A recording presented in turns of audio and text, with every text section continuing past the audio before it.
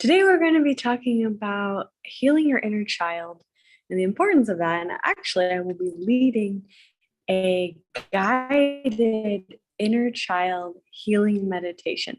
This was actually requested by one of the members of our teacher training group, Madison, who was doing the program, but then she got to one point where it actually was one of the guided meditations, and she said it cut off in the middle. So I said, "Oh, I will record a new one for you." The reason also is because it's such a good time to do that. As we near the end of 2022, one thing that perhaps we can all really agree on is that this year, and you can leave a comment if it's true for you, this year has been a lot about relationships. Post a comment if you've had that theme in your life. And relationships, and there's different relationships, right? There's a relationship that you have to yourself. There's relationships that you have to others. There's your relationships that you have to your past, to your family, to your ancestry, to the people that you've encountered along the journey. And then there's even the relationship that you have with your purpose of life or your career, any of these things. So I really am excited about this topic. And I had actually I saw Madison was here, and then she left. So hopefully she'll be coming back. But basically, so the topic of relationships is a really beautiful exploration that I really believe is one of the main reasons for our life on Earth. We're in this Earth school. We can call it Earth school. I like to call it that because literally our purpose, one of the major purposes of all people's lives, is to grow and to evolve.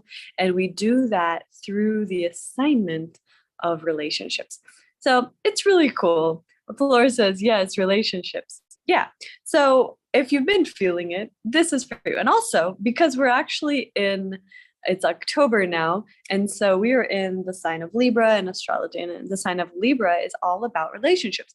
Actually, Libra is ruled by Venus, which is the planet of love and harmony and beauty and all of those good energies. And then so in October, we're in Libra, ruled by Venus, and we're also in the year 2022. So the year 2022 is, think about it, like all those twos have significance. If you believe in numerology, then you know what I'm talking about. 2022 is the year to up level your relationship with every aspect of life. And we only have 3 months left. So I was really like to guide some of the things that I know work and that have helped me and that have helped thousands and thousands of students that I've worked with around the world and through the Flow State Institute, through my online courses, my challenges. A lot of this, throughout the years, I was focusing on the relationship that you have to yourself. Self-love is actually the foundation of all other relationships. It's probably the reason why, and you can leave a comment if you agree, but it might be the reason why almost every sector people are always talking about the importance of self-love. And it's not just some kind of cliche thing like, oh, self-love, it's so important. It's actually the foundation of every single thing that happens in your life. And this is something that's been really interesting for me because I grew up with a lot of trauma. Actually, even to this day, I'm still healing from the trauma of my childhood. And in many regards, I actually when I go into it, because I'm very courageous in my persistence of that healing journey, because I don't know if you get to a place where you're like 100% have healed everything, because life is always going to present to you new challenges, new opportunities for healing, for growth, and those will come in the form of relationships, generally people. Could be through work, could be a relationship dynamic with a colleague or a partner, could be in the romantic side with a significant other or your spouse or whatever kind of dynamics that you have in your romantic life. Could be through friendships, like maybe you have that friend that seems like they never show up for you or whatever it is. Like these dynamics, what they are doing is actually revealing to us like programs that we have etched or ingrained into the fiber of our consciousness. We call that the subconscious mind. And as we start to explore that and we realize everything is a mirror, right? So, what is this teaching me? So, when we look at life through that lens, it makes life a little bit trickier, but also, like, I think more interesting because as you look at life, instead of feeling like a victim, like, oh my God, this is happening to me, instead, what is this here to teach me? And that simple shift in perspective, in mindset, can make all the difference in the way that you manifest your life. So, for example, have you ever had an opportunity where somebody hurts you? We'll call it an opportunity. But anyway, there's different ways of looking at it. An opportunity where somebody hurts you, where you really know in your heart of hearts you didn't do anything wrong, and they were like, you know, they were just, let's say, in the wrong in that. And yet, when you look deeper at the core of your energy, and you are able to see the reason you attracted it or allowed it, we'll say, or invited, somehow welcomed that painful situation, was because there was a core energy in your vibration, perhaps, or even some kind of belief in the subconscious mind that didn't believe that you deserved to be treated better. And even when you're like, no, I know I deserve better. But like, if you look at the core and if you really look at the patterns and the dynamics that have been showing up, for example, in your life, perhaps you could probably, and I'm saying you as a universal you in the sense of all of us. So if I say you, I'm speaking to all of us and also you directly. But like that, you could look at things and say, okay, so this is revealing to me that I have an even deeper level of self love, self respect, self worth to cultivate. Doesn't mean that you don't have any self love, self respect, and that you don't feel that you deserve to be treated well, but it could mean that you have more to go. Right? There's always more to go. If you look at people living like on the highest level, let's say whatever that is, like maybe they're supremely at peace and very happy, they have a beautiful family and they have excellent health and they have all their needs met, whatever you see as the vision of the absolute pinnacle of like manifested best life kind of thing, and you look at those people and you say, what is it about their life that I say would be optimal? Like if I could have that, right? And usually it's not about what they have, like the house or any of the material possessions. Generally, it's about their joie de vie, the joy of life that they have, and that generally comes from feeling at peace and feeling good about all the other things going on in life, right? So, like, if you have like 5 lawsuits going on and you have like a lot of conflict in multiple areas, and you're feeling like you can't even make ends meet, so it's difficult to pay your bills or any of these things, right? So those are like the root chakra, we'll call that, like the fundamentals, the survival aspect of life can be a severe blockage to the flow. And in Flow State Institute, we're always very interested in getting to the core of any blocks to the flow, right? Leave a comment if you're all about removing any obstacles and releasing any blocks to the flow. Because to me, even if you're not spiritual and you don't do yoga or anything that we teach, I think everybody really, in your heart of hearts, everybody really wants that. Jamie says, absolutely. Absolutely is right. Fleur says, yeah, remove the blocks. Exactly. Yeah. So if you think about it like that, right? So in life, what are we doing? So we are observing our reality and we're saying, okay, is there some kind of impediment, we'll call it impediment, block to the flow? And what is that? And is it me? Now that's called radical honesty. Radical honesty. Yeah, Katie, lots to shift. Yeah, so radical honesty is to look at it and be like, oh, it's actually me, instead of like, all of these people are so horrible and this and that. So that's called victimization, blame. Instead, looking at it and being like, okay, how am I blocking my flow? And how do I get out of my own way? Let's see, Val says, me too. Let's get rid of all of them. Yes. Clarissa, yes, I get stuck in my own head sometimes. Jamie, everyone does, Clarissa. Don't worry. Jamie, like taking respect for your being. Yes. These are all super important. And think about it like this. Like she just said, I get stuck in my head sometimes. If you're a human, the possibility of the fact that you get stuck in your head is really high. I mean, I actually know some people and I'm getting better all the time, like 17 years as a spiritual teacher, practicing yoga and meditation and all of these, shamanic practices and everything. And I really do feel like I'm so much better at not being my own impediment and not getting stuck in my head. So I feel really good about that. Honestly, like when I look back on myself when I started my journey and how many literally like problems I created for myself just by being in my own way. But at the time, I didn't realize it. What I saw was all these things were happening to me. And I was like, suffering a lot because of that. But then what I realized was, okay, so this person would trigger me, for example, and then they would trigger a deep wound, and all of a sudden I would feel in pain. But then like that pain creates a story. So it's like, oh, this person didn't call me back or something, right? So all of a sudden it's about them and them not calling me back versus it being about me and my abandonment wound or my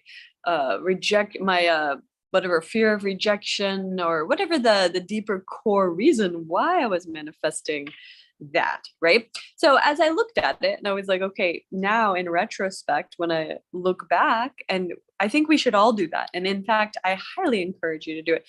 Thank God today is actually the end of Mercury retrograde for this current retrograde, but we still have a few planets in retrograde. And one thing that I always want to encourage, even if we're not in any kind of retrograde period, is always it's a good idea to do a little bit of we call it retrospective, like look at your past and see if there's anything in the core of the patterns and the programs that you're running that could be the cause of what you're attracting and what's being shown to you, right?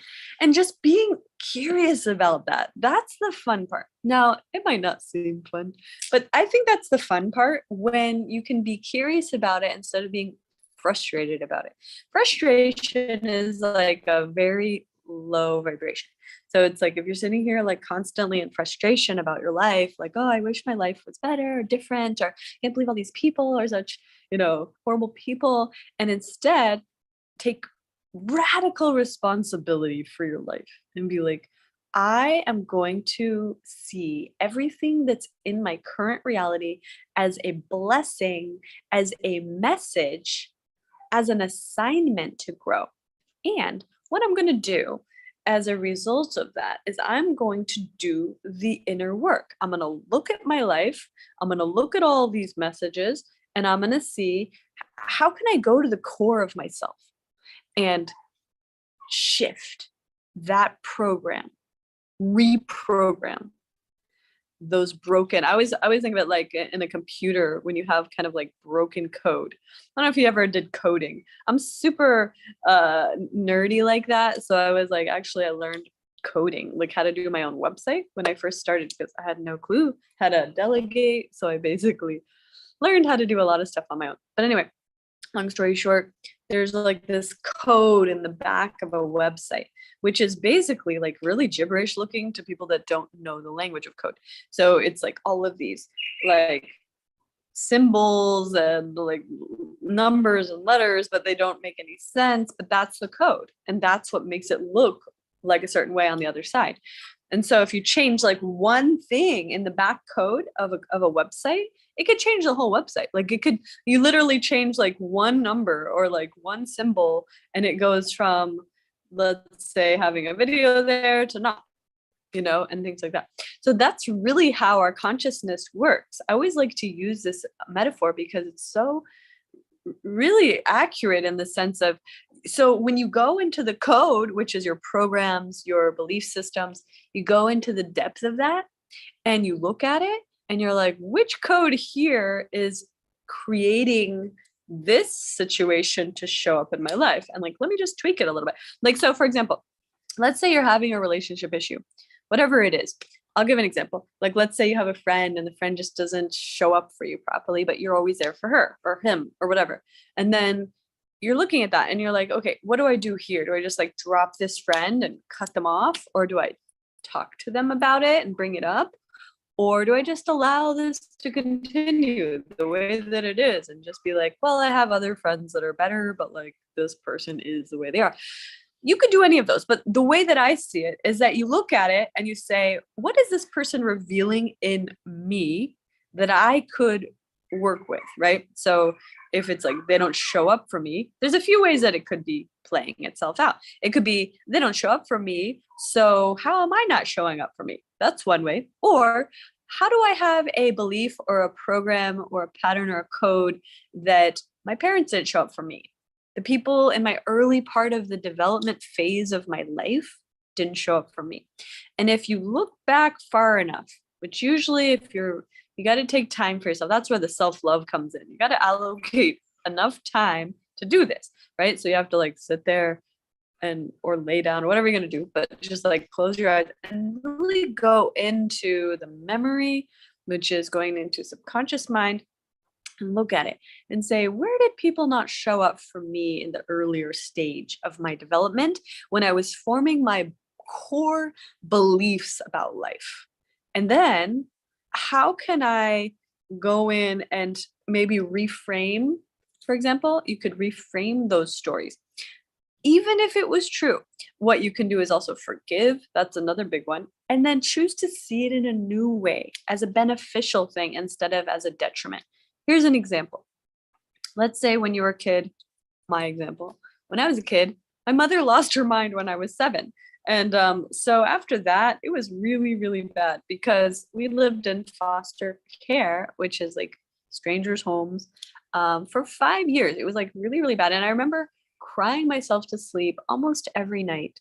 And I don't talk about this a lot because I mean, it's really horrible. But the point is that I actually realized that during that time, I remember I would have this like recurring situation because I was always moving to new homes, and I was separated from my sisters and my parents, and I was like living in strangers' homes, going to a new school every few months. It was very, very disturbing and turbulent.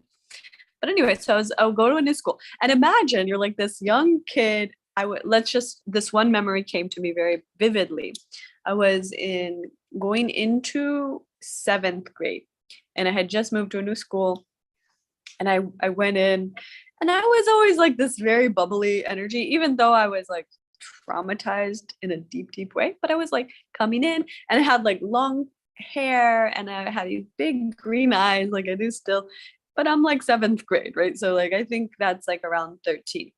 And I went in and I remember I had the people I was living with at the time had bought me a new outfit for the first day of school. So it was like from JC Penney's or something. And it was navy blue with a big sunflower pin in the front. So just picture. And I'm like all bubbly and I'm coming into the first day of a new school for like the 6th year in a row of like 100 schools. And I just came in and they had the welcome for the first day of all the students in the auditorium. You know, I didn't have any friends, of course, so I just sat by myself. And then what I decided to do was join a bunch of sports so that I could meet some friends and also because I like to be in sports. So I joined the basketball team, the volleyball team, softball, track, cross country, and cheerleading. I joined everything and pep club. I was like in everything. So anyway, and then later when I was in the basketball team, I had met these friends and they told me that the first time that they saw me come in on that first day of school, they immediately didn't like me. They just judged me and thought, we don't like her for no reason. But okay, kids are kind of mean. That's an understatement, probably. But you might have had something like this when you were in school where people judged you or weren't nice or whatever, bully. Hopefully you weren't on the other side of that bullying people, but basically, you know, like everybody's been through something in these earlier stages when you're young and you're very impressionable. So what happens is it imprints into your subconscious mind this deep belief structure that like that you're not worthy of people treating you well, for example. And what happened was, I mean, that's just one thing. So then that goes into self-worth, right? And it goes into like these deep layers of your relationship to life. And you don't realize that these things are shaping your energy and they're imprinting stories into your consciousness, into your subconscious mind. And then you carry those forth. So then, like many, many years later, let's say as an adult, now when that those girls actually came to me at the basketball team, they said, we didn't like you when we first saw you. Oddly enough, that we ended up becoming best friends, which is really strange. Imagine the idea that you see someone, you immediately judge them, don't like them, and then later become their best friend, right? Strange, right? And then about 5, 6 years later, as our senior year in high school, I experienced what I would say is the most like tragic, I would say one of the most, I mean, it's up there with like the most horrible thing that you can ever experience. When I'll just share the story with you guys because, you're my close tribe. But anyway, when I was in high school, I ended up I was saving my virginity for marriage. I had this vision of that. And then I ended up losing my virginity to rape. And I got raped. And I remember it was the worst experience of my whole life. I won't go into the graphic details, but it was like we were camping, we were all drunk, and I was a high school junior, and basically the guy like left me in the woods covered in blood and vomit and all sorts of horrible things. The next morning, I told my friend that I went camping with. I told her, and I was like, I didn't know what to do, but she like laughed in my face. This was the same girl who the first day of 7th grade didn't like me, and later we became best friends for about 5 years. And then when I needed her, she revealed that character, that she wasn't there for me. She laughed in my face. She wasn't a good friend. It was the worst thing. So when I have explored, for example, just looking back into my, like I was talking about being retrospective and looking at the situations that have happened and then how they imprinted. Right. And so then it was interesting. Years later, when I became kind of known, she was like emailing me on Facebook a lot for a while, trying to be my friend. And I was like, I will never talk to you again. And it's not because I don't forgive her. I mean, I don't care either way anymore. I have completely healed and forgiven her for that behavior, but I would never be her friend again. That's part of the journey of self-love as well, is not allowing people in your life that don't totally adore and respect and honor you in every way. And it can be something as horrible as what I just described, or it can be something as simple as someone who just never calls you back. Like I have known people like that, where they're just like, you probably know people like that too. You call them or you text them and they like get back to you in like 3 to 6 months. And you're like, oh, you're so busy, like you don't have time. And then other people, the good friends. Now, this is on the other side of the spectrum. The good friends, the people that message you out of the blue just to check up on you and really care and really want to be in your life and show up for you. And when you're having any kind of difficulty, they want to be there for you instead of like, call me when it's blue skies again. Instead, it's like, I'm here for you thick and thin. That's the friendships that you want to cultivate and invest into. And if you're looking at your life and you're doing this kind of relationship review, even if you only have one of the really good one, the kind that I just described, it's way better than having 10 of this other kind that don't call you back, that don't, that are just like not considerate of you and your soul and your heart. And so anyway, when you're looking at life, it's super important. That's what so many, people in the spiritual community, we talk about boundaries. Boundaries is, there's so many dimensions to that, but one of them is like the boundary of not giving time and energy to that which is not worth your time and energy. And some people might call it resonant. So if you're giving time and energy to something that's not resonant, it's basically a message to the universe that you don't deserve to be treated better. And the moment you choose a different choice for your life, like for example, if you say, I'm not gonna even give, not only just not gonna call that person anymore, but like I release them as even a desire to be a friend of that energy. Because if you start to see, everybody is an energy. So it's not like, this person, they're so special because of this. It's like, no, how are they treating me? How is our dynamic together? Versus like how special they are or how important they are to your life. And I encourage you to look at how important somebody is to your life, not based on who they are, but how they show up for you and with you. And that's kind of like a huge important shift, because so often we hold on to things that are expired. You know, you can say, this is an expired energy. It doesn't mean that they're bad. It doesn't mean that you're bad. It doesn't mean that anything is bad. All it means is that it's over. And that as one door closes, the right doors will open. And I think that that is the key element to remember, that the right doors will always open if you close the wrong doors. And I think that's super key. Because so often we want to keep those doors open and have new doors. But it's like, you don't have time for so many doors. All you have time for is the right doors.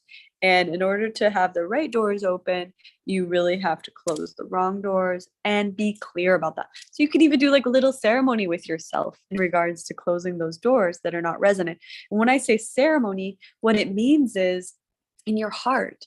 It doesn't have to have a big external like situation where you're like doing all these things. I mean, you can. You can get sage, you can get Palo Santo, you get your incense, get like whatever, do a fire pit, whatever, like symbology, rituals that you feel called. I encourage that. And if you watch some of our replays from the teacher trainings from the past, we've done different rituals and different things, especially during the full moons and the new moons and stuff. But I just want to encourage that anytime that you're ready to let something go, do a little ritual with yourself, and just make it intentional so that you're living intentional about everything, especially about your relationships that you're allowing in your life, because everything is energy. So those dynamics are showing up so that you can grow and so that you can choose to love yourself more. And so as everybody's on this journey, right? So as you do that, what's really exciting and what I love is that so often when you do that, you like, it's like a direct message to God or to the universe that you're like, I'm ready for the next level, when you're willing to let go of the old dynamics that are toxic or unhealthy or just not supportive and not nourishing. Doesn't have to, for example, if you think about this in terms of food, like you don't have to be sitting there eating like McDonald's all day every day in order to know that you could eat better. Right? So maybe, like even just being more mindful around the way that you chew, or about the energy that you prepare the food with, or the prayer that you say before you consume your food. Like there are always more levels that you can aspire to in every capacity, in every area of life. And even if your relationships are all beautiful, you can even grow them deeper. You can grow them deeper. You can make them more meaningful. You can make them more, let's say, like creative. Like you can create more together. There's ways that you can take your relationships to another level. So I just been thinking about relationships because it's, like I said, it's right now Libra time, which is October, and I actually have 4 planets in Libra, so I have a lot of Libra energy, and Libra is like a balance too. Like, so the symbology of Libra is scales. So you look at things and you see how they're weighing out. That's like also what we're talking about, is like, is this worth keeping in your life? And if not, then let it go, and like have a little ceremony with yourself around the letting go of whatever is not serving, and really be clear on what energy you're calling in, and be unapologetic in what you feel and know you deserve. So if you feel and you deserve to be highly compensated, treated with absolute respect and honor, and adored by your friends and loved ones, then accept nothing less. accept nothing less. And then if you're not experiencing that, look at how you're treating yourself. And this is the key. That's what we started this whole conversation about, which is to look at those core energies of perhaps any ways that you're not doing or showing up for yourself in those capacities.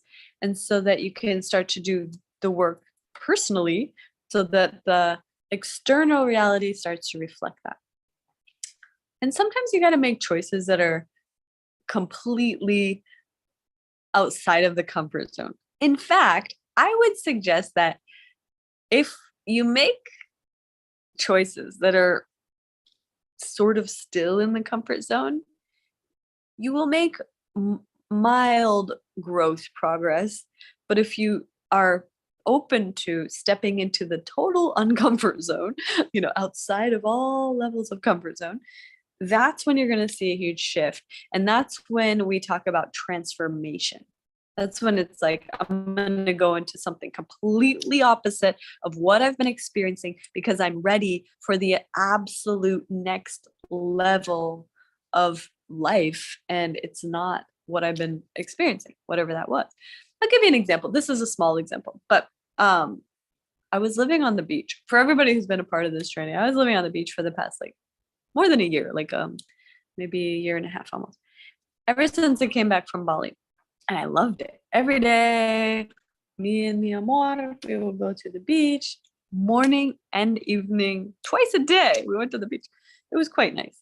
But there was a part of me that knew that was over, that it was time for me to be on the earth. Because when you, in Miami, when you live on the beach, you're generally in a high rise. So I was in a high rise. So I was in a high floor.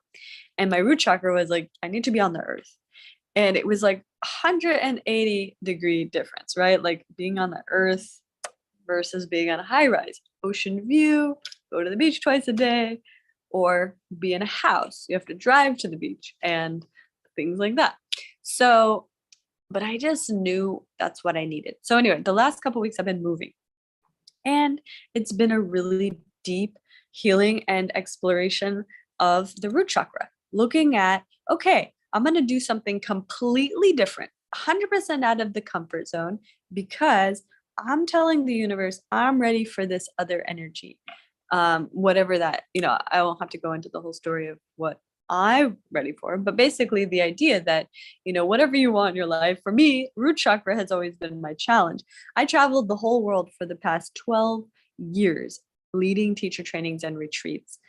Not because any other reason other than just I loved it. I love traveling. I love leading retreats. I love teaching. It was just so great. But there was aspects of it that were difficult, it was always on the go, and I didn't have an anchor that felt really healing or nourishing for my root chakra. So 12 years of that. And it was interesting. I would stay in one place, no longer than 6 months usually. So that was an interesting, 12 years. So there's we go through these cycles. And for me, that cycle I felt for a while was complete. I felt that for a while, but then I was how do I go out of this completely different energy to the opposite of that and feel good about that? Because I loved the other thing. It wasn't oh, I hate this now. No, I loved it. Now, COVID set me up for that because it was all right, you can't go anywhere. Even during COVID, I was in LA, Hawaii, Bali, Miami, and Costa Rica. I went to 5 places even during COVID. So it definitely wasn't I'm just buckling down.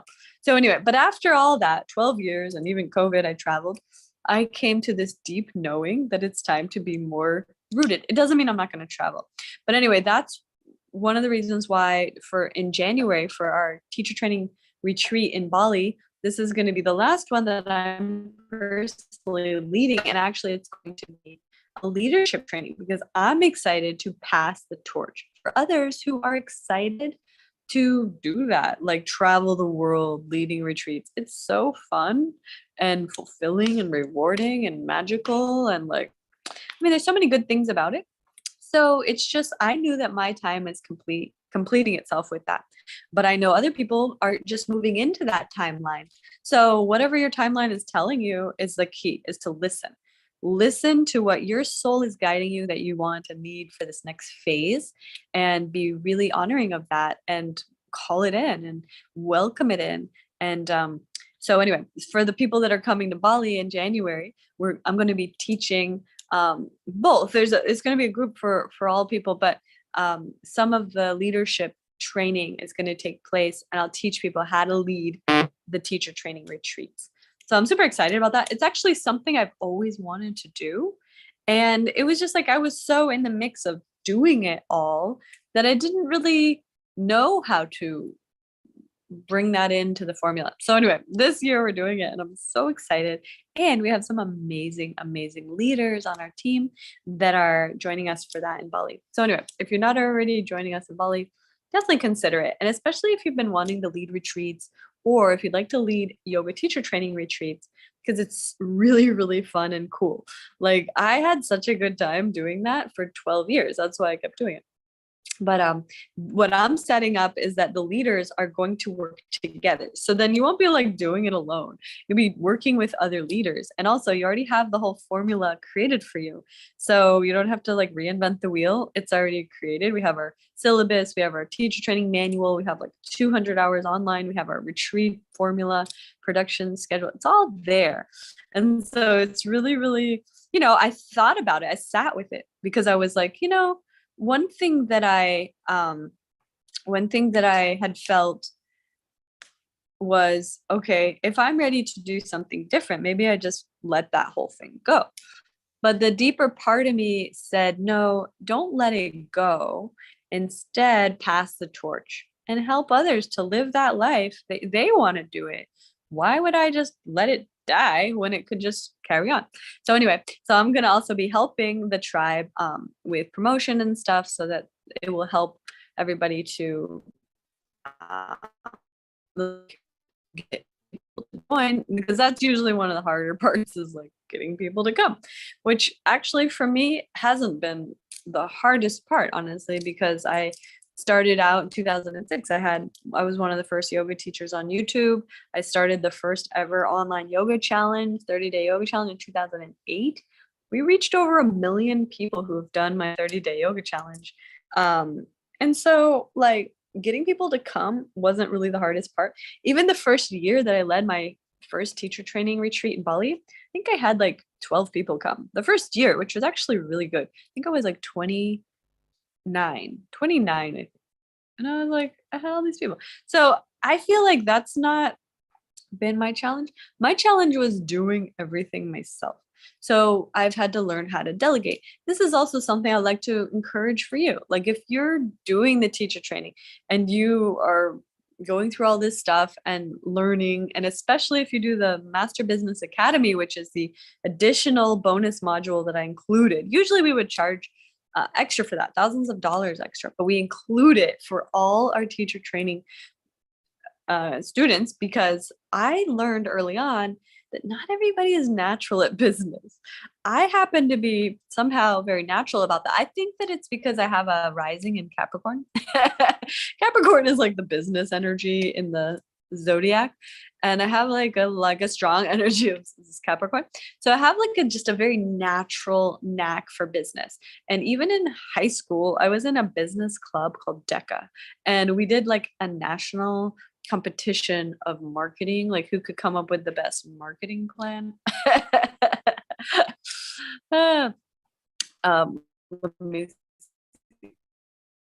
Jamie says, we are with you, Dashama. Oh, thank you, Flora. So it'll be amazing. Super looking forward to there. Yay, can't wait for you to be there too. Clarissa, oh, that sounds so exciting. I'm sad I won't be able to make it to Bali, but hopefully I can make the next retreat. Yeah.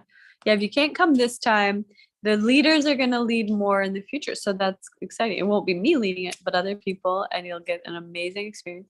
Madison, grateful for my Capricorn moon. Yes, that's cool. Madison. Yeah, it's cool when you have that, because you realize, how important it is. And you can also see when other people don't have much Capricorn influence in their energy. So it's like, those are the people that really kind of struggle usually with business. And so we just made it super simple. I made a whole business training program for the teacher training tribe. I include it because like I said, a lot of people would come through my teacher trainings, and I certified hundreds of teachers. But I was like, if you don't learn the business part, it's very difficult to get your teaching out there. So if your intention is to affect or impact people with your message, you have to know some business. Otherwise, you got this great message and nobody hears it. So anyway, if you're in the training, definitely go check out the Master Business Academy. And I also encourage you to, just start that, even if you're just getting started on the other side with the flow state teacher training, because some of it can go hand in hand. You could actually be building your business while you're doing the training. And by the time you graduate and get certified, you could have your whole website done, your business done. You could have partnerships, you could have sponsors. Who knows? Like there's literally lots of stuff that you could have in place by the time you graduate. So you can literally just hit the ground running, is what the saying is, which means you can start right out just doing your business instead of like, now after I graduated, I'm gonna like do something with that. It's a little bit, slower progress if you do it in that way. Jamie says, is that the MBA we are tracking sheet? Well, you don't have to. The Master Business Academy is actually a bonus. So you don't have to do anything on the tracking sheet. The tracking sheet is more for the replays. For the YTT live replays is where you're going to list on the tracking sheet. I just want to mention that too, because I get a lot of inquiries and different questions from people. And one of them had to do with, can someone like how fast, what's the fastest you could realistically graduate? And that answer is we have a fast track option, which allows you to graduate in 8 to 12 weeks. So you can become a fully certified flow state teacher, coach, healer, whatever title you want to give yourself, in 8 to 12 weeks. And how we have made that happen is that you can watch the live replays. So we have over 2 years of live replays. And just to give you a little heads up as well, when you go back into the replays, they start with the oldest ones first. A lot of people are like, I only see replays from 2020. And I'm like, those are the oldest ones first. 2020 is the first ones. But if you scroll all the way down, you'll see the replays from this year. So it's like in order. But anyway, you can start with the oldest ones. You can start with the newest ones, whatever you want to do. They're all good. And a lot of people have told me that the replays are really great because it actually feels like you're really there. I mean, it's basically just like this. The only difference is you're not live, but it feels live because people are asking questions and like there's interaction. So actually, like, it's really fun. And people have told me they love the replays, which I'm super stoked about. So anyway, definitely check out the replays. And those are in the app and those are in the membership portal and they're in the forum that's called YTT Replays. But anyway, so when you watch those, then you keep track on your spreadsheet and you just tell like which date and the title or whatever. And then you just tell how many hours you watched. Super simple. That way you're going to get a lot of hours that way. I mean, look, you have over 2 years of those. So I think like we do it every single week for 2 years. So it's like 100. I mean, if you did that and like most of those are like 3 hours each. So that would be like 300 hours if you just watched all the replays. So the MBA has been really helpful, especially the replays. In hindsight, I wish I had done it while doing the YTT, but it's also a great resource to build on top of the training course. Great feedback, Clarissa, and thank you for saying that because that's what I was kind of just saying as well. I was like, I don't care how you choose to do it, but if I were you, exactly what Clarissa just said is what I would do, is I would be doing them simultaneously. Maybe do like one module per week of the business. And that way you're cultivating that side of it. Honestly, I think once you get going on the MBA, you will love doing it because it's fun. Like I remember when I had, when I led a live, I actually did the MBA training at my home in Maui. And I had a small group of goddesses. They came and they trained with me and they paid like pretty premium price, $6,500. And they learned all of that business stuff. And what I did was I recorded all of our live workshops that we were doing together. And it was really nice because they were also in a retreat setting. So they got to implement everything immediately. So one of the goddesses, Alicia Smith, if you check her out, she actually has a YouTube. I think it's called Alicia Yoga, and she's on Instagram. She's super successful though. She ended up doing really well. Some of her YouTube videos she launched with me went viral and reached millions of people. And she is also doing really well as a teacher on Insight Timer, which is one of the largest yoga apps, meditation apps in the world. And she's popular on there. And she also has done some really fun things. Like she was teaching and living in St. Lucia, which is one of the most beautiful islands in the whole world. It's in the Caribbean. And she was like posting every day. So they have this thing called Body Holiday. She's from England. And she was like a full-time residential teacher living in this magical paradise called St. Lucia, and teaching yoga full-time and having a great life. And I think she lived there like a year.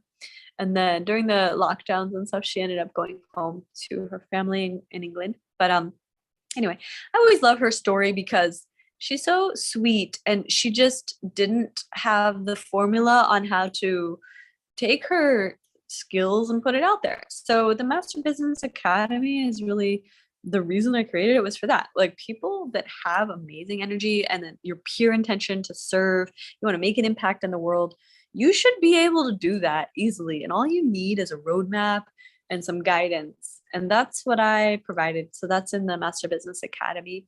Anybody that you know too that might want to do the Master Business Academy, but maybe they don't want to do the teacher training, like, because you could apply that information to any business. You know, it teaches you how to create a website, create a mission and a vision for the business and for your life, and then how to social media, how to edit videos, even how to create YouTube channel, how to get sponsors and partnerships. And there's so many things in there.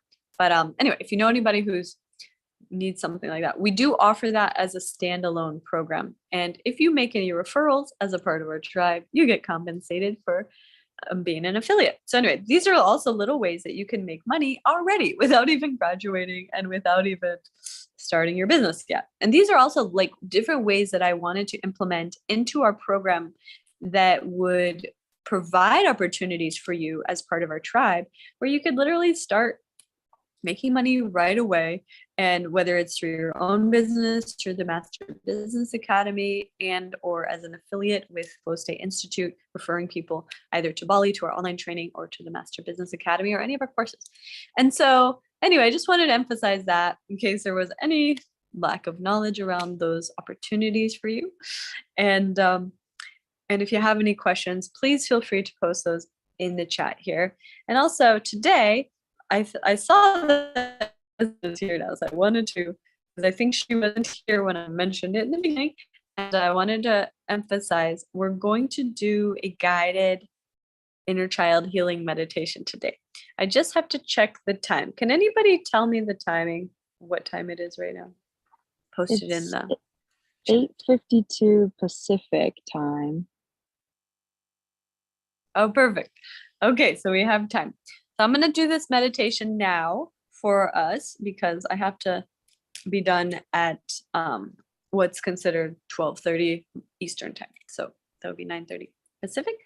But anyway, I want to mention about inner child healing because Nathan, our tech team manager, he said he's going to try to find that recording.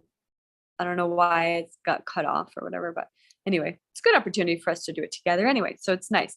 And so we'll take this audio perhaps and put it into that if we can't find the other one. But anyway, I want to mention about inner child healing because we kind of started talking about this in the beginning. And it's one of the things that, like, it's almost like an ongoing journey, right? So even 10 years later, you might still find that it's continuously beneficial to do more inner child healing. And it doesn't necessarily have to be like, oh, why do I just never get to the end of this? But you never know, like every moment of your life could have made an imprint. So think about this, like millions of moments. Now, the key though, what I feel the key is to try to go to the earliest possible memory.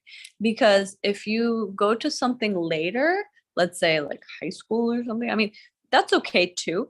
But usually if there was a pattern that was imprinted that's showing you some kind of thing like at high school age or later, that it was generally something earlier than that that caused the belief to be ingrained early on, that allowed it, or caused, or whatever you would say, to manifest itself in various situations after that.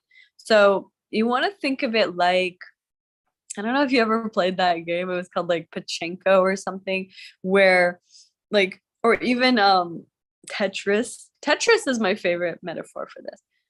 Leave a comment if you played Tetris. That's maybe just my generation. I don't know if the younger people know about Tetris, but there was also another version called Super Mario. Dr. Mario. But anyway, basically the premise of this video game, Flora knows Tetris, Val played Tetris. Yes, I was addicted to Tetris.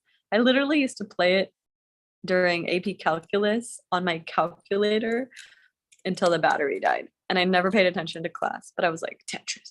But anyway, so I think it was teaching me a lot, actually, now that I look back on it, because I was like, wow, the visuals of Tetris are so perfect for what I want to describe, which is like this. So in Tetris, how the video game works is that you have these little like rectangle blocks, right? So it's funny that they're called blocks, but it's like we're talking about blocks, right? Moving blocks. So this is a very good another part of that metaphor. Okay, anyway, so you have these little blocks and they all are in lines. So they're like in these lines. So little blocks. Think of them like bricks. And then what happens is for Tetris, when the little blocks come falling out of the sky, you have to line it up perfectly with the other ones that all match. And if you get a whole line, I think it had to be a minimum of 4 or 5 or something in a row, then the whole line vanishes and it clears it. And that's how you get to the next level, is that you keep doing these lines in a row and they keep clearing and clearing and clearing. And if you get fast at it, you clear all the way to the bottom. And if you get a certain number of clearings, it takes you, and then you get to the next level. So it's so cool, because then the next level you come back and you know, whatever, you're just, that's how video games are. They're just addictive, because you're like, now I'm doing it again. Like there was never really anything more than that. It's not like, and then the Mario got the princess. Like at least with Super Mario Brothers, there was like a story, and there was like the guy and the princess and the mushrooms. Which is also funny that I was addicted to that one too, because later in life I dated an Italian guy, and you know how I am with mushrooms, so it's funny.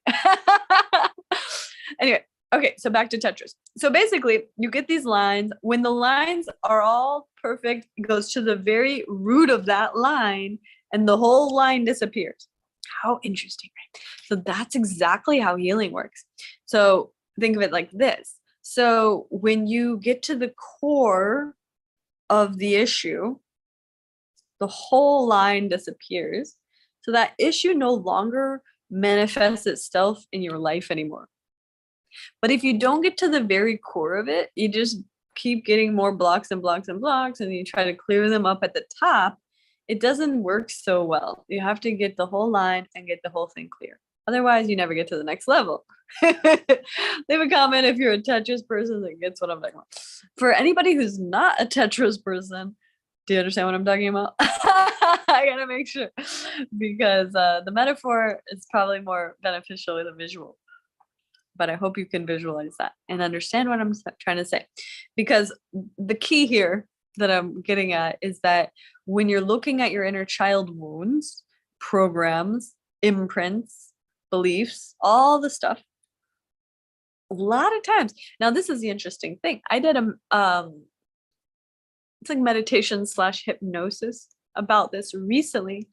And you know, when someone, like if I'm doing a meditation for myself and I'm looking and it says go to the earliest memory of pain, you know, how fascinating is it to go to a memory of being in your mother's womb, to realize that it could be even before you came out of birth that this imprint happened to happen. And it had to do with the energy your mother was experiencing when she was pregnant with you, for example. And this happens a lot because a lot of people have a lot of discomfort during pregnancy, and they have a lot of fear, and they have a lot of their own stuff. And so all of that energy is going into the baby. It's going into the fetus, going into the consciousness of the child before it's even born, which is so interesting. Like if you didn't know that, you would just think, okay, now you came out, and then everything that happens after you're born is what imprints you. But the truth is, it's things that happen even before you're born. And here's the interesting part. It's actually also things that happen before your soul even came into the womb of your mother. So this is when we talk about past lives. So that's why it can be a lifelong exploration and journey to look at these things, because then once you start going deeper, deeper, like if you get to the very, very oldest memory and it's in the womb, once you clear that, the next time you do it, you probably do the oldest memory is in a past life. And you could actually, and this is something that I've spent 17 years doing, is actually get into that where you're looking at all these past lives. And I've done past life regression. Leave a comment if you've ever done a past life regression. It's very interesting. But anyway, one thing that I learned from my study of Kabbalah, which I think for some of you, you know that I'm into Kabbalah. One thing that I learned from my studying of Kabbalah is that, you know, we can get very, let's say, entertained, we'll call it, entertained or caught up with looking at all these past lives. Because I mean, think about it. Let's say you have 1,000 past lives. You will never get to all of that in this life. So then you're going to feel like it's never possible to get to the core of it. No, you don't need to do all that. I do think it's beneficial to go to the core of this life for sure. And that's what we're going to do in a little bit, just with a little guided meditation.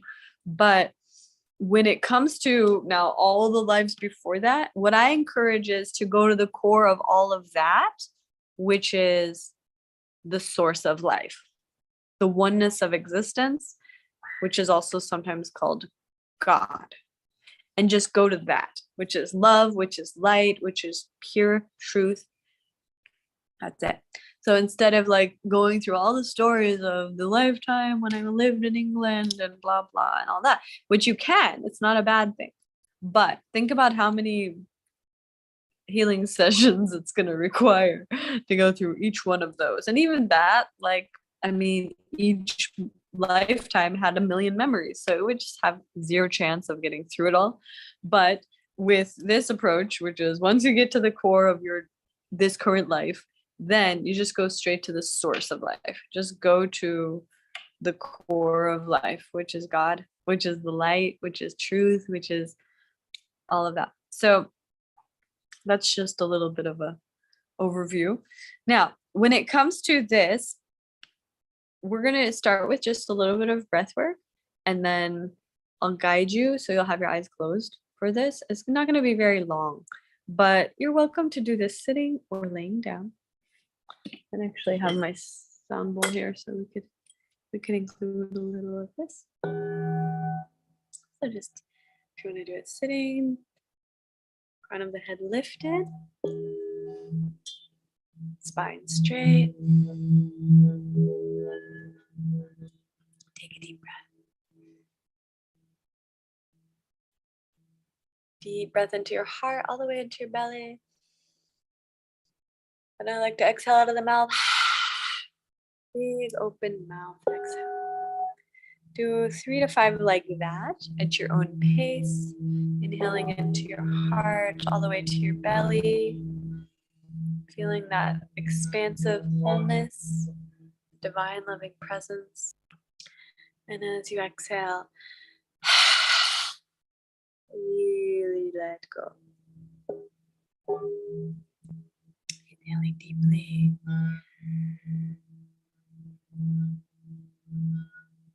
Feeling your lungs, feeling your belly.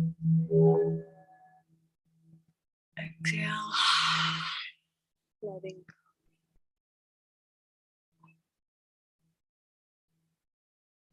And with the eyes closed, just taking a moment to settle into this present moment.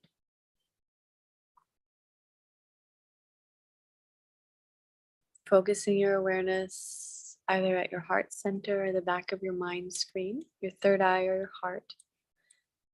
And if you're laying down, or even if you're sitting, you're welcome to put one hand on your heart, one hand on your belly, or both hands on either one.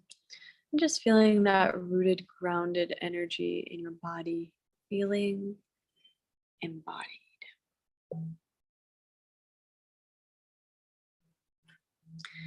We're just going to go a little more deeply into the state of relaxation, starting with your feet. Relax your feet. Relax your toes, arches, your heels. Relax your ankles, your calves, your knees and thighs. Relax all the muscles in your lower back, your belly, your womb, your root chakra, your hips. Just let your whole body melt down, down, down into the floor, growing heavier and heavier with relaxation.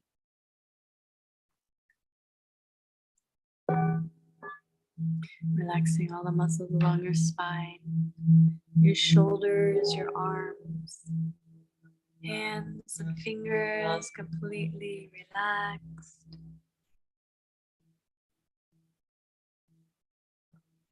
Growing heavier and heavier as you sink down, down, down into the earth. Relax your mind. Relax all the muscles in your face, your jaw, your tongue, your mouth, and your lips. Relax your eyes, the muscles behind and surrounding your eyes. Relax your jaw. Let your jaw drop open slightly. Feel the weight of your head sinking down, down, down into the earth. Growing heavier and heavier with relaxation.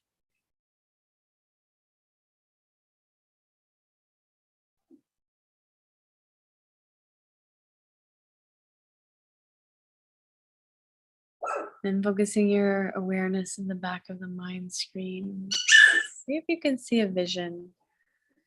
The earliest memory that you have of your childhood, of any pain that you've experienced in your childhood. It could be subtle, something simple, not getting what you want. It could be something big, some trauma, turbulence, violence. Whatever it is, just go to that memory now. Whatever comes up for you first is the perfect memory for you today.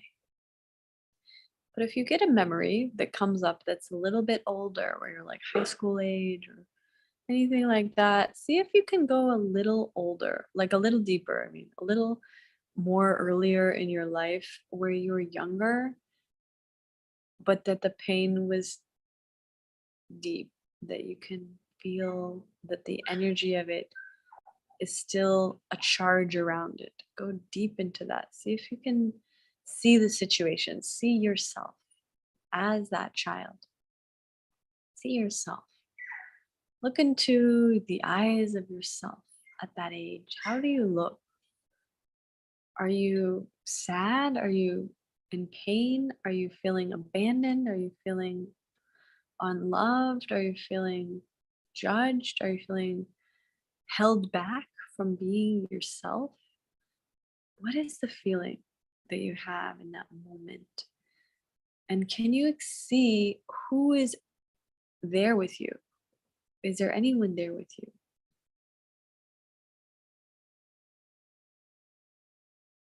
And what are they doing or saying? What is the energy that they're carrying? And how are you interpreting that as this little version of you?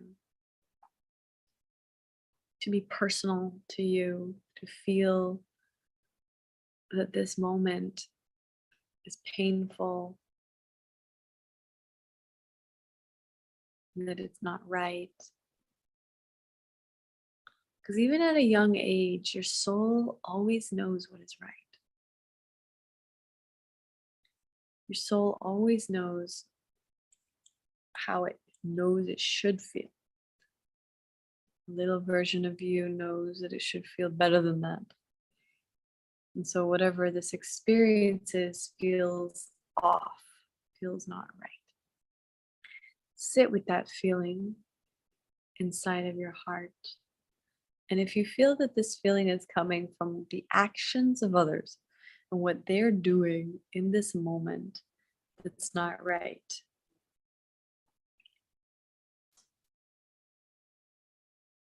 look at yourself in the deepest truth and ask yourself the question: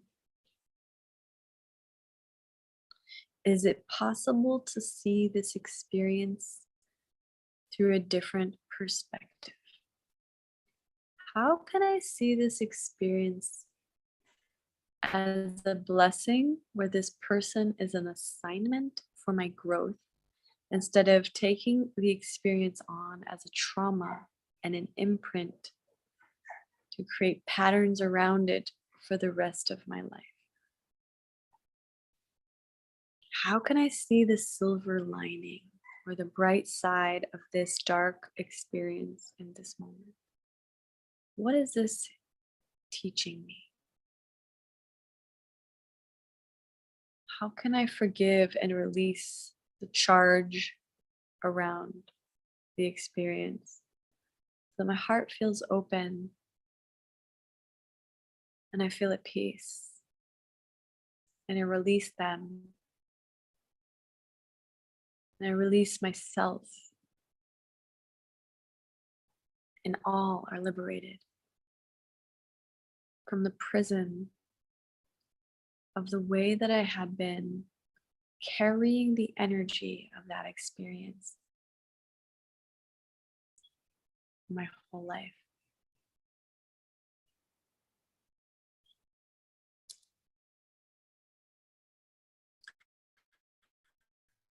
Oh, look at this through the eyes of God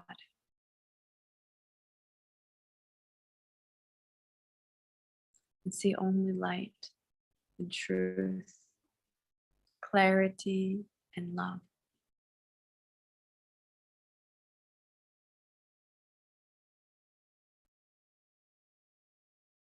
Now take a deep breath into your heart. Placing one hand on your heart, one hand on your belly if you didn't already, just feeling anchored into this moment. You could also snap or tap on yourself, but do something that feels that it's anchoring in a new energy for you. This is part of NLP, neuro-linguistic programming, which is where you are able to remember and ingrain a new imprint, a new program with sound, movement, action. So do something in this moment that ingrains the new relationship that you have to that memory and the new perspective that you have around the experience, so that at the end of our time together today, anytime you snap or anytime you tap or whatever your action that you chose, it brings you back to the positive memory, and all the negative traumatic charge is removed. And you see the blessing of that, and you see how it made you stronger and more cautious, perhaps, but more aligned with God, how it led you closer to the light, how it led you to your purpose of life, how it led you to be who you are today in the most positive way. What a blessing to be able to see life in that way. And whatever the experience was, to know that it was happening for you to grow, to evolve, to step into your power, to step into the radiant light of your soul as a leader, as a healer, as a teacher, as you step more fully into your purpose-driven life, your Dharma was forged from that experience and many others, but this one particularly today. What a blessing. And taking a deep breath in. Exhale out of the mouth. I'm so happy and grateful it all worked out beyond my wildest dreams. Anchor that affirmation into your heart and know that even in the darkest moments, even through the deepest tragedies and traumas, we find the silver lining, we reprogram the consciousness, we rewrite the script, and we rise like the phoenix out of the ashes, blazing with light, with purpose, passion, and alignment with God and truth, and magnetize all that you need and desire flows into your reality easily, effortlessly, with grace and miracles and abundance and love and joy and flow. You accept and you celebrate your new energy. And you acknowledge that you shifted something beautiful today, and that this is going to be permanent. This shift is permanent, and you are now going to step into a new level of relatedness to yourself, your self-love, your self-worth, self-respect. All that you attract will start to reflect this. The people, opportunities, and experiences that flow into your reality will start to confirm that you've done the inner work and that you are now rising into your next level.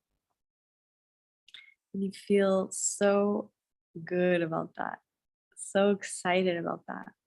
You feel your heart expanding, your mind is clear and expansive, and you feel a deep sense of appreciation for the tribe and community, the loving guidance and support of the flow state tribe and community, and knowing that you are exactly where you're meant to be, doing exactly what you're meant to be doing, and you're exactly on time.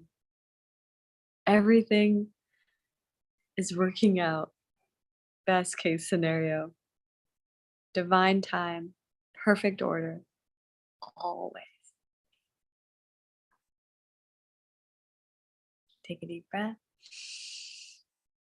and exhale.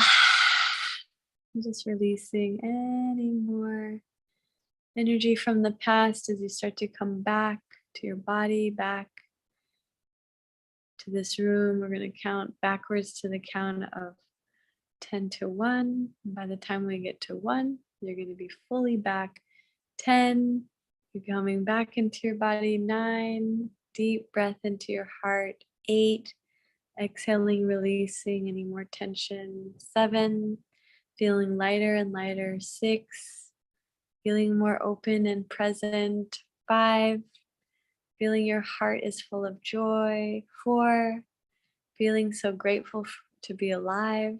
3, feeling more and more alive every breath. 2, feeling excited about the new opportunities in your life.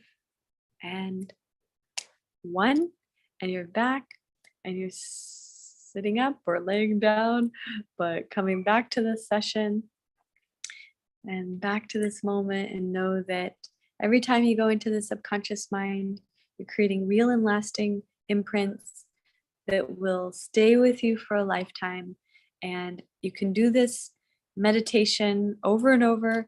And every time you go back, you can experience a new level of healing, a new level of clearing, and reprogramming the subconscious and those old stories to be serving you in your life, and start to create a foundation of power and alignment and clarity and truth and love and joy and flow from the core of your being. And everything else, we let it go. And so it is. Aho ase, amen. Shalom. Namaste. And if you all want to leave any comments, you can. If you have any, you're welcome to share, please, if you want. Let's see. Jamie had said, definitely have done past life regressions. Absolutely fascinating. Very healing in ways that are so organic to your own individual growth. Absolutely. Yeah. Past life regressions. Now, what we just did was predominantly more focused on the inner child, but you could apply that to the past life. Like I said, once you feel like you've gotten to the core of all the inner child stuff, then you can just keep going. And then you start to realize you're infinite and eternal. So it doesn't matter if it's like this life or past life, it's like your soul is infinite and eternal. So it's just like going through and exploring all the dimensions, all the stories, all the imprints that like make you who you are, and really choosing and being deliberate and intentional around the fabric of your being that you're choosing to create your life from, and recognizing that the energy of that, all that that's in the core, is really what's attracting whatever you have in your life. The other thing that's attracting, of course, is your mind, your thoughts, your beliefs, but the true attraction is coming from the energy around the vibration at the core of your being, and your belief around what you believe you deserve, what you're worthy of, and what's possible for you. So it's interesting because sometimes we can think, oh yeah, I love myself. And then there's layers and layers to go. Layers and layers to heal. Katie says, again, so timely. I did an inner child meditation yesterday, oddly enough, very emotional. This one has just really helped consolidate. Thank you so much. Many, many layers. Yeah, beautiful. Thank you, Katie. Yeah, it's an interesting thing because, like I said, you can just keep doing it. It's not like, ideally, what would be nice is if you just one time and it's all healed. That never happens. So ultimately you keep going, and I think you can actually enjoy the journey of it. I like doing this type of work now, especially if I have like she said, emotional experience. I love that. It shows that I'm going to the core, and the depth and the authenticity, the vulnerability of it is that it is showing you every time you do that, you're becoming more of who you are, and your soul is expanding and becoming deeper and richer and more valuable and more beautiful and more aligned with God. And so that's really the motivation to keep doing it. Obviously, like if you don't enjoy it, right, it's not going to be as likely to be at the top of the list. I always like to encourage people, try to enjoy the journey. Like they always say, life is a journey, not a destination. It's not just a cliche. It is true. So enjoy everything about it. Even like, for example, when people are doing yoga and like a pose is hard for you or something, like enjoy the reality that one day this will be hard for you. You'll be able to look back on the earlier part of your journey and see how far you've come. It's a true mastery to enjoy even the challenging parts, to look at it from an observer perspective and see your life and see, wow, actually, I have come so far. And, I recognize we're on an evolution of continuous growth. So I'm going to continue to go far. But I'm excited and grateful and very, very content, we'll say, with where I am today, who I am today, and who I am becoming. Does anybody have any questions before we wrap it up for the day? So we're going to be ending our session. And I wanted to give another shout out to Madison, who kind of requested this in a way because she was doing the online module with the inner child healing meditation, and she said it cut off in the middle. And so I wanted to do one here with us live, and also let you all know anytime you have anything, any requests, please feel free to let us know, because then I will do those during these lives. Flora says, amazing. Thank you so much. You're welcome, goddess. Also, by the way, another reason or benefit that you can have to doing these, right, is that you learn how to guide these. Jamie says, thank you. Good night from Australia. Good night, goddess. Yeah, so thank you for joining us. I know it's late there. Oh, you're so great. Yeah, so you start to learn how I guide these, and you can do that, right? Nothing that I teach is like proprietary. I literally teach everything so you can learn it to teach it and so that you can benefit just from practicing it. But like ultimately, as a teacher in our training, you are here to learn how to teach the things that I teach. So anything that feels resonant for you, that feels like, yeah, I want to learn how to do this and offer this to other people, I highly encourage practice it a lot, because the more you get exposure to it and keep hearing how it goes, then it will become second nature and you'll feel like, oh yeah, I could do that, and so especially as you start to work with like formulating your vision of what kind of teacher you want to be, you can really start to think of it like that, where it's like, yeah, I want to offer inner child healing workshops, for example, or private clients or retreats perhaps, or anything. If you feel called to do anything like that, or whatever you feel called to do, you're starting to formulate at this stage your vision of your life and how you want to offer these things. What you feel passionate about is usually what you're going to end up teaching first. So anyway, these are all opportunities to learn more about yourself and then how to apply that to help others so you can be a beautiful contribution and make a great impact in the world. So I'm excited to see how it all flows for you. And in the meantime, I love you. Have a beautiful, blessed day. Have a quick question. Yeah, go ahead. So it's about the homework for the chakra series, and I guess it kind of relates to like the MBA and starting my business while doing the program. So I'm not sure if my connection's great. I'm in a park, but I was wondering if it's okay to make videos for those assignments, kind of like we can for the other ones, like a video on each chakra and like upload that. And like when we're talking about like how it benefits our life and how it would benefit our students' life, if I kind of am like, this is how it benefits my life and this is how it could benefit your life, and just kind of like a video for the homework for that, would that be okay? Absolutely. In the training, I actually encourage, if you want, for you to do a video all the time, because I think Okay. video much more useful as a learning skill, because you get to see yourself in real time and the playback and give yourself constructive feedback to yourself, and also you get that from others. So whereas written, most yoga teachers are not writing. I mean, unless you're going to be a blogger or like, do articles or write books and stuff, which you will probably eventually do that. But like the majority of what you're going to be doing as a teacher is in the live format. So the video is the closest option that gives you that live experience. So I think you should do videos for all of it. Although we didn't put that as a requirement, because it's definitely more work for some people, because some people are a little bit nervous with video. That's why we don't require it. But if you feel called to do more videos, definitely do it. Carolina, thank you very much. I enjoyed it a lot. Oh, you're welcome, Goddess. So happy you got to join us. Was that your only question, Goddess?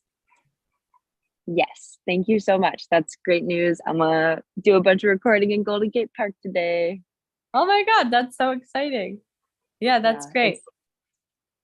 It's really nice out here today. What a great place to do it.